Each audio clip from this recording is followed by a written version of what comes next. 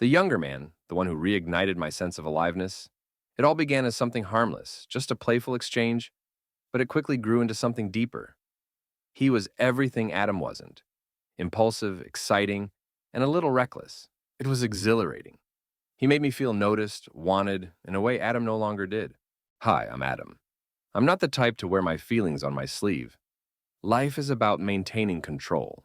I built mine from the ground up: investments, properties, the right people around me, everything meticulously arranged. That's how I prefer it. I'm no simple man, and I don't fall for traps, not easily at least. Diane used to be my world. When we first met, there was this undeniable attraction between us, like we couldn't get enough of each other. Her beauty, the way she smiled, the way she carried herself, everything about her drew me in. I gave her all she could want: a life of luxury, anything she needed. But even with all that, I never felt that we were two halves of one perfect whole.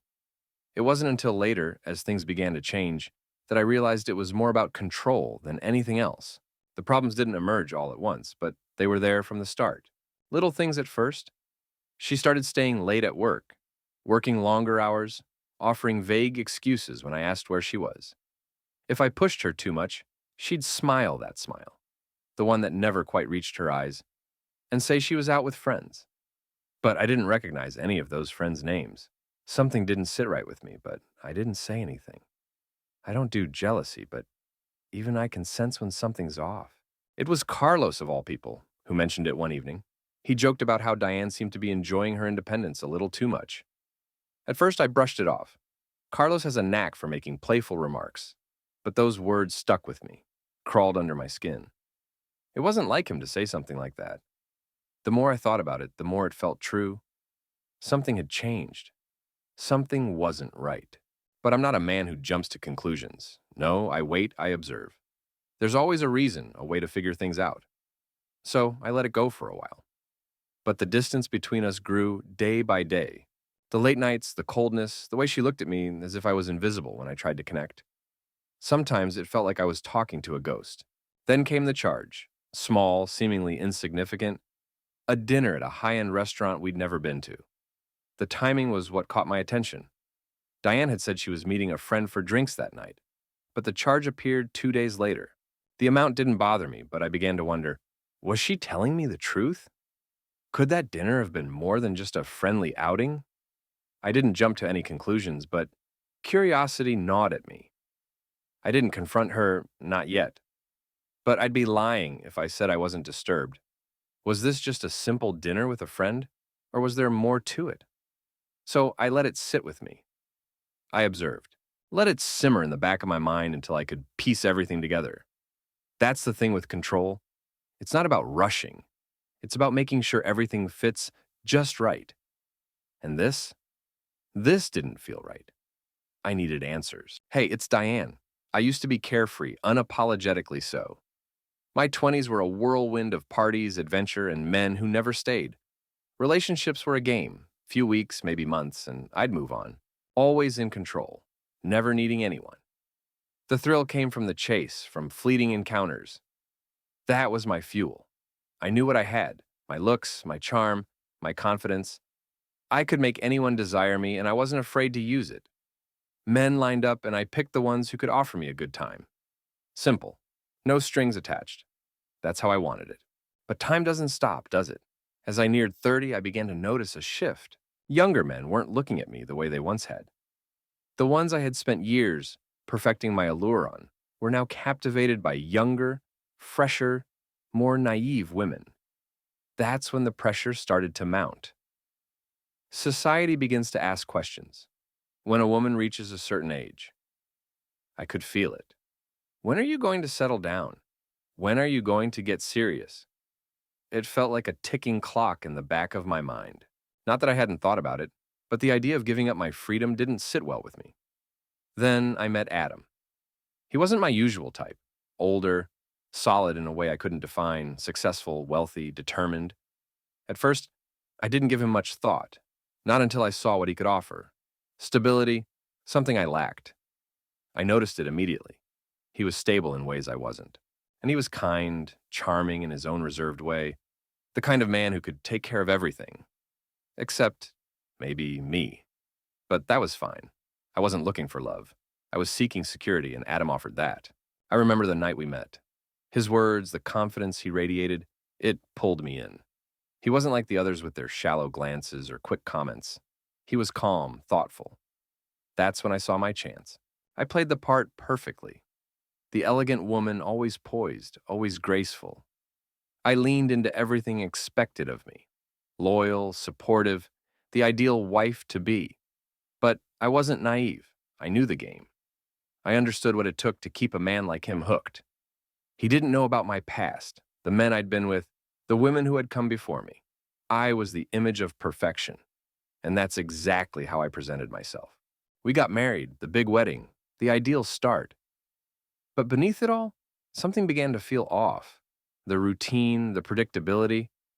At first, I convinced myself it was fine. I had what I wanted: a nice house, lavish vacations, an easy life. But after a few years, I started to feel suffocated. Adam was so consumed with his career, his investments, that he stopped paying attention to me, to my needs. And it hurt. I had sacrificed so much to fit into this role, but I wasn't truly living. I was simply going through the motions. That's when I began thinking about my past again. The freedom, the thrill of being desired not for what I was, but for who I truly was. The girl who lived for the moment. And then I met him, the younger man, the one who made me feel alive again. What started as innocent flirtation soon turned into something more. He was everything Adam wasn't: spontaneous, exciting, and a little reckless. It was exhilarating.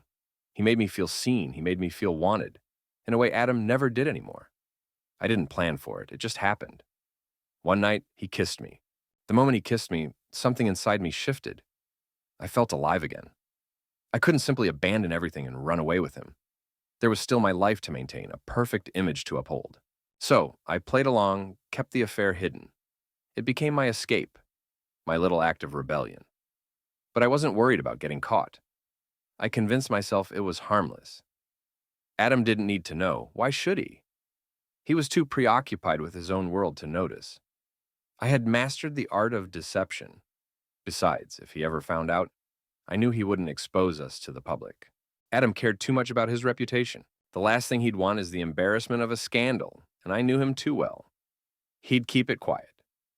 Meanwhile, I had everything: excitement, luxury, and Adam's undisturbed loyalty. What could go wrong? I didn't need to snoop through her phone to know what was happening. I didn't want to, but when it's right in front of you, the decision is made. The message appeared: let's meet at 6 p.m., not 7:30 p.m. I wasn't shocked. It was the third one this week, and she didn't realize I was paying attention. The truth was already clear. This wasn't the first time I had caught her in the act. Late nights, vague excuses, talking about needing space. I'm not blind, it's obvious. But I didn't let it shake me. I didn't need to make a scene, not yet. I stayed calm. I didn't confront her. I wasn't the type to cause drama. I was playing a longer game than she thought. So, I kept quiet, maintained my composure. The evidence didn't change my plan. I'd gather more if I had to. Later that night, she was out again, claiming she had work. I didn't ask questions. I let her play her part. I let my mind work. I knew she was being careless. She was slipping up. When she left, I grabbed her phone. It was unlocked, sitting right there. I didn't hesitate. I knew what I'd find, but I wanted proof, not assumptions. And there it was, multiple messages, all from the same name, a name I recognized. My stomach didn't drop. There was no sudden shock. I'd already suspected. What mattered now wasn't catching her in the act. It was what came next. I didn't react, didn't panic, and I didn't feel anger. Instead, I took a breath, put the phone back where it was, and walked away as if it meant nothing. But inside, I was making my move. I was already thinking about how to handle this. It was a Friday when I called Frank. I asked for a favor, a costly one. But Frank owed me. I told him what I needed, and a few hours later, I had the full story. The guy wasn't random. He was a regular. The affair had been going on for months. That was enough. I didn't need to know more. The next step was simple. I had the proof. I didn't need to confront her yet, but the prenup. Now that was where things got interesting. I pulled it out, scrutinizing the clauses. The public morality clause caught my attention. I'd always known it could be the key. It was a small detail, but a powerful one. If she was cheating, I was well within my rights to nullify alimony and any claim to assets. All the while, I stayed calm. I wasn't in a rush. I didn't need to make a spectacle of this. She would be the one to look bad, not me. I just needed to set things up. Let her make the first mistake. She'd been careless for weeks. Let her continue thinking I didn't know. I played the long game. Over the next few days, I dropped a few casual hints to close friends. Nothing too direct, just subtle clues. I watched their reactions. By the time she realized what was happening, it would be too late. People were already starting to talk. There was no way she could keep up the charade. I didn't need a confrontation. She had already set the stage for her own downfall. She just didn't know it yet. I wasn't angry. I wasn't emotionally involved like she thought I was. I was simply executing a plan. I wanted her to believe she was in control. Let her make more mistakes.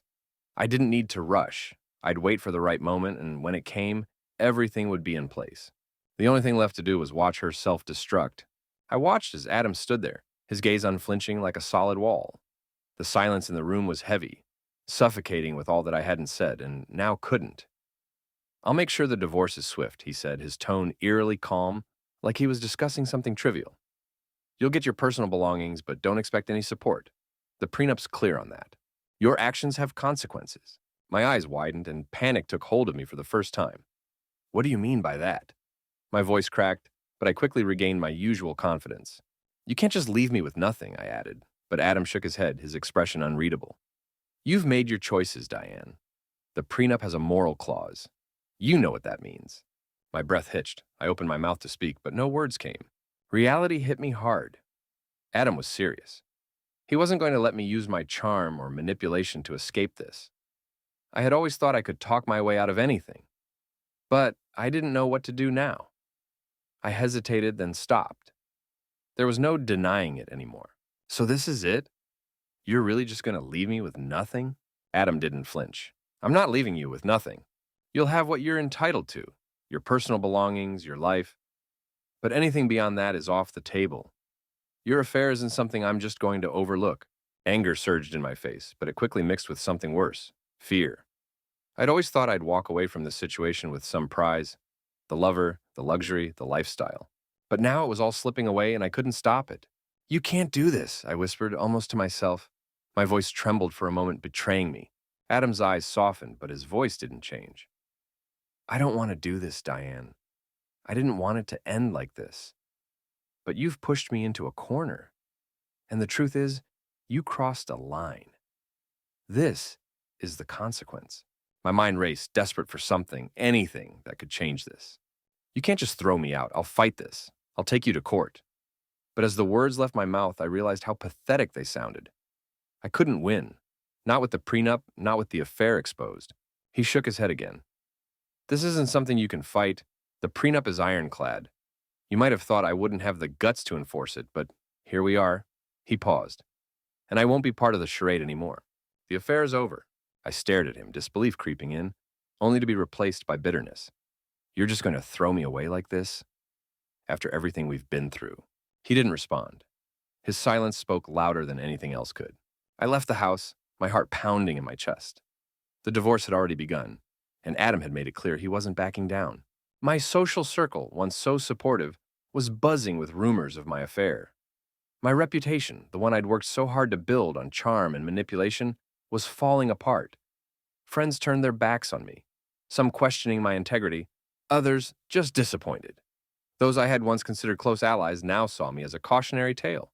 The talk had shifted from envy to pity. Alone in a hotel room, everything that had once been mine, the luxury, the lifestyle, felt distant, like a dream. All I had left were the choices that led me here. Adam had stood firm, and the affair had only brought devastation. My arrogance, thinking I could outsmart anyone, had been my downfall. I had no lover to turn to, no friends left to rely on. The man who had once been my escape, my thrill, was gone. As soon as he heard the news of my impending divorce, the excitement I thought would free me had only left me more isolated than ever.